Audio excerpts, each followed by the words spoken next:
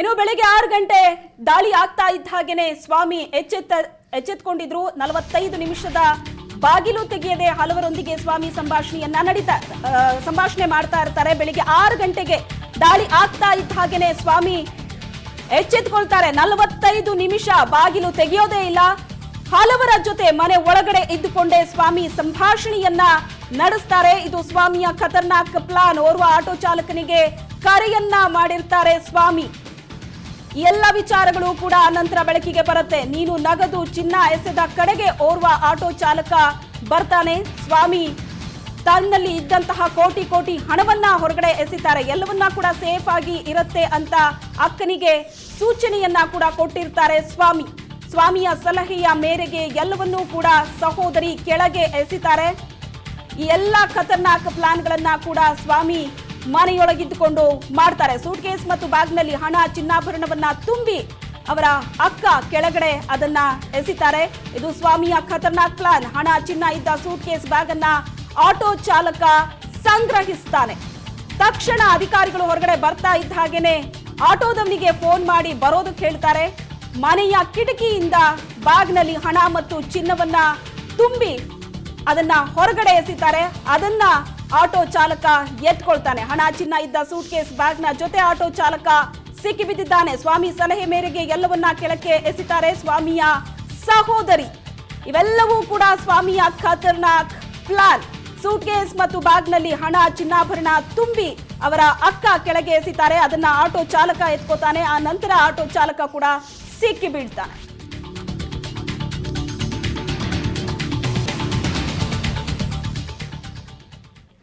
ಈ ಬಗ್ಗೆ ಹೆಚ್ಚಿನ ಡೀಟೇಲ್ಸ್ ಅನ್ನ ಕೊಡ್ತಾರೆ ನಮ್ಮ ಪ್ರತಿನಿಧಿ ಚೇತನ್. ನೇರ ಸಂಪರ್ಕದಲ್ಲಿದ್ದಾರೆ. ಚೇತನ್, ಒಟ್ಟಾರೆ ಈ ಘಟನೆ ಏನೆಲ್ಲ ಅಪ್ಡೇಟ್ಸ್ ಈಗ ಸಿಗ್ತಾ ಇದೆ? ಶ್ವೇತಾ, ಈ ಒಂದು ಘಟನೆ ನಡೆದಿರೋದು ಮುಂಜಾನೆ ಟೈಮಲ್ಲಿ. ಯಾಕಂದರೆ ಬೆಳಗ್ಗೆ 6 ಗಂಟೆಗೆ ACB ಅಧಿಕಾರಿಗಳು ರೈಡ್ ಮಾಡಿದಂತಹ ಸಂದರ್ಭದಲ್ಲಿ ಸ್ವಾಮಿ ಮನೆಯ ಬಾಗಿಲನ್ನು ತೆರೆಯೋದಿಲ್ಲ. ಅಂದರೆ ಸುಮಾರು 3/4 ಗಂಟೆಗಳ ಕಾಲ ಆತ ಬಾಗಿಲನ್ನೇ ತೆರೆಯೋದಿಲ್ಲ. ಮನೆಯಲ್ಲಿದ್ದಂತಹ ಹಣ, ಕೆಲವೊಂದು ದಾಖಲೆಗಳು ಮತ್ತು ಒಡವೆ ಎಲ್ಲವನ್ನೂ ಕೂಡ ಒಂದು ಮೂಟೆಯಲ್ಲೇ ಹಾಕಿ 15th ಫ್ಲೋರ್ನಲ್ಲಿರುವಂತಹ 15ನೇ ಮಹಡಿಯಲ್ಲಿರುವಂತಹ ಅವರ ಅಕ್ಕನ ಬಳಿ ಇರುವಂತಹ ಕೆಲ ದಾಖಲೆಗಳನ್ನು ಕೂಡ ಒಂದು ಮೂಟೆಯಲ್ಲಿ ಒಂದು ಚೀಲದಲ್ಲಿ ಹಾಕುವಂತ ಹೇಳ್ತಾರೆ. ಅದಾದ ನಂತರ ಅದನ್ನ ಬಂದು ಒಬ್ಬ ಆಟೋ ಡ್ರೈವರ್ ತಗೊಂಡು ಹೋಗ್ತಾನೆ. ಎಲ್ಲವೂ ಕೂಡ ಸೇಫ್ ಆಗಿರುತ್ತೆ, ನೀನೇನು ಯೋಚನೆ ಮಾಡಬೇಡ ಅಂತ ಅಂದ್ಬಿಟ್ಟು ಅಕ್ಕನಿಗೆ ಆತ ಮಾಹಿತಿಯನ್ನ ಸಹ ಒಂದು ನೀಡಿರುವಂಥದ್ದು. ಆ ನಂತರ ಸುಮಾರು 45 ನಿಮಿಷಗಳ ಕಾಲ ಸಾಕಷ್ಟು ಒಂದು ಫೋನ್ ಕರೆಗಳನ್ನ ಸ್ವಾಮಿ ಮಾಡಿದ್ದ ಅನ್ನೋದ್ರ ಬಗ್ಗೆ ಇನ್ಫಾರ್ಮೇಶನ್ ಇದೀಗ ಲಭ್ಯವಾಗ್ತಿರುವಂಥದ್ದು. ಕೇವಲ ಇಂತಹ ಒಂದು ದೃಶ್ಯಗಳನ್ನು ನಾವು ಸಿನಿಮಾದಲ್ಲಿ ಮಾತ್ರ ನೋಡಿರ್ತೀವಿ, ಆದರೆ ಇದೀಗ ಇವತ್ತು ಬೆಳಗ್ಗೆ ನಡೆದಂತಹ ACB ರೈಡ್ನಲ್ಲೂ ಕೂಡ ನಡೆದಿದೆ. ಸುಮಾರು 3/4 ಗಂಟೆಗಳ ಕಾಲ ಒಬ್ಬ ಆಟೋ ಡ್ರೈವರ್ನ ಕರೆಸ್ಕೊಂಡು ಅದರಲ್ಲಿ ಹಣ ಮತ್ತು ಕೆಲವು ದಾಖಲೆಗಳು ಮತ್ತು ಒಡವೆ ಎಲ್ಲವನ್ನೂ ಕೂಡ ಇಟ್ಟು ಆಟೋನ ಕಳಿಸಿರುವಂಥದ್ದು. ಅಂದರೆ ಕಳಿಸುವಂಥ ಸಂದರ್ಭದಲ್ಲಿ ACB ಅಧಿಕಾರಿಗಳಿಗೆ ಇದ್ರ ಸೂಚನೆ ಗೊತ್ತಾಗಿರುತ್ತೆ. ಆಟೋ ಡ್ರೈವರ್ನ ಆಲ್ರೆಡಿ ವಶಕ್ಕೆ ಪಡೆದು ಅಜ್ಞಾತ ಸ್ಥಳದಲ್ಲಿ ಆತನನ್ನ ವಿಚಾರಣೆಯನ್ನು ಸಹ ಒಂದು ನಡೆಸ್ತಿರುವಂಥದ್ದು. ಅಕ್ಕನಿಗೆ ವಿಶ್ವಾಸ ಕೊಟ್ಟಂತೆ ಅವನು ಹೇಳಿರ್ತಾನೆ, ಯಾವುದೇ ರೀತಿ ಏನು ಮೋಸ ಆಗಲ್ಲ, ಎಲ್ಲವೂ ಕೂಡ ಸೇಫ್ ಆಗಿರುತ್ತೆ. ACB ಅಧಿಕಾರಿಗಳು ರೈಡ್ ಮಾಡಿದ್ದಾರೆ, ನೀನು ಕೂಲ್ ಆಗಿರೋ ಅನ್ನೋ ಒಂದು ಆಶ್ವಾಸನೆಯನ್ನು ಕೂಡ ಆ ಟೈಮಲ್ಲಿ ತಮ್ಮ ಅಕ್ಕನಿಗೆ ನೀಡಿರ್ತಾನೆ. ಆದರೆ ಅದು ಹುಸಿ ಆಗಿರುವಂಥದ್ದು. ಇವಾಗ ಆಲ್ರೆಡಿ ಆಟೋ ಡ್ರೈವರ್ ಅನ್ನು ಕೂಡ ಇದು ACB ಅಧಿಕಾರಿಗಳು ಅಜ್ಞಾತ ಸ್ಥಳದಲ್ಲಿ ಇಟ್ಟು ವಿಚಾರಣೆಯನ್ನು ಸಹ ನಡೆಸ್ತಿರುವಂಥದ್ದು. ಮತ್ತು ಆ ಒಂದು ಬೆಳಿಗ್ಗೆ ರೇಡ್ ಆದ ಸಂದರ್ಭದಲ್ಲಿ 3/4 ಗಂಟೆಗಳ ಕಾಲ ಯಾರ ಜೊತೆ ಎಲ್ಲ ಸ್ವಾಮಿ ಮಾತಾಡ್ದ ಅನ್ನೋದು ಕಾಲ್ ಡೀಟೇಲ್ಸ್ ಅನ್ನ ಇವಾಗ ಆಲ್ರೆಡಿ ACB ಅಧಿಕಾರಿಗಳು ಕೂಡ ತೆಗಿತಾ ಇದ್ದಾರೆ. ಮತ್ತು ಆತನ ಫೋನ್ ಅನ್ನು ಕೂಡ ಇದೀಗ ವಶಕ್ಕೆ ಪಡೆದುಕೊಂಡು ವಿಚಾರಣೆಯನ್ನ ACB ಅಧಿಕಾರಿಗಳು ಮುಂದುವರಿಸಿರುವಂಥದ್ದು. ಶ್ವೇತಾ. ಎಸ್ ಚೇತನ್, ಈಗ 4.5 ಕೋಟಿ ಹಣ ಸಿಕ್ಕಿದೆ. 1 kg ಚಿನ್ನ, 2 kg ಬೆಳ್ಳಿ, ಇವೆಲ್ಲವನ್ನ ಕೂಡ ಅಧಿಕಾರಿಗಳು ವಶಕ್ಕೆ ಪಡೆದಿದ್ದಾರೆ. ಆದ್ರೆ ಇದನ್ನ ಹೊರತುಪಡಿಸಿದಂತೆ ಬೇರೆ ಏನೆಲ್ಲ ಆಸ್ತಿ ಪಾಸ್ತಿಗಳನ್ನ ಹೊಂದಿದ್ರು ಹಾಗಾದ್ರೆ ಸ್ವಾಮಿ? ಈ ಬಗ್ಗೆ ಏನಾದ್ರೂ ಡೀಟೇಲ್ಸ್ ಸಿಕ್ಕಿದೆಯಾ? ಮತ್ತೆ ಆಟೋ ಡ್ರೈವರ್ ಹತ್ರ ಜಪ್ತಿ ಮಾಡ್ಕೊಂಡಂತಹ ದಾಖಲೆ ಪತ್ರದಲ್ಲಿ ಏನಾದ್ರೂ ಇಂಪಾರ್ಟೆಂಟ್ ಅಂಶಗಳು ಪತ್ತೆ ಆಗಿದೆಯಾ? ಹೇಗೆ?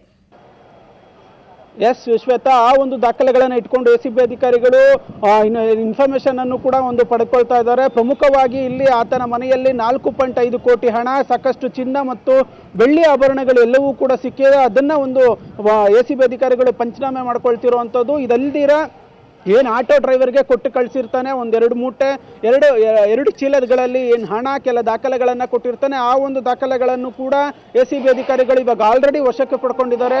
ಅದರ ಒಂದು ಅಂದಾಜು ಮೊತ್ತವನ್ನು ಕೂಡ ACB ಅಧಿಕಾರಿಗಳು ಒಂದು ಕಲೆ ಹಾಕೊಳ್ತಿರುವಂಥದ್ದು. ಅದಲ್ದಿರ ಅದರಲ್ಲಿ ಮಹತ್ವದ ದಾಖಲೆಗಳೇನಾದರೂ ಇದೆಯಾ, ಆಸ್ತಿ ಪತ್ರಗಳು, ಈ ರೀತಿಯಾದ ದಾಖಲೆಗಳನ್ನು, ಡಾಕ್ಯುಮೆಂಟ್ಸ್ ಎಲ್ಲವನ್ನು ಕೂಡ ACB ಅಧಿಕಾರಿಗಳು ಇದೀಗ ವೆರಿಫಿಕೇಶನ್ ಅನ್ನ ನಡೆಸ್ತಿರುವಂಥದ್ದು. ಶ್ವೇತಾ, ಓಕೆ, ಇನ್ನೂ ಕೂಡ ಸರ್ಚ್ ನಡೀತಾ ಇದೆಯಾ? ಅವರ ಸ್ವಾಮಿ ಅವರ ಮನೆಯಲ್ಲಿ ಅಧಿಕಾರಿಗಳು ಇನ್ನೂ ಕೂಡ ಅಲ್ಲೇ ಇದ್ದಾರಾ, ಪರಿಶೀಲನೆ ನಡೆಸ್ತಿದ್ದಾರಾ? ಎಸ್ ಶ್ವೇತಾ, ಇವಾಗ ಆಲ್ರೆಡಿ ಇನ್ನೂ ಕೂಡ ACB ಅಧಿಕಾರಿಗಳ ಪರಿಶೀಲನೆ ಮುಂದುವರೆದಿರುವಂಥದ್ದು.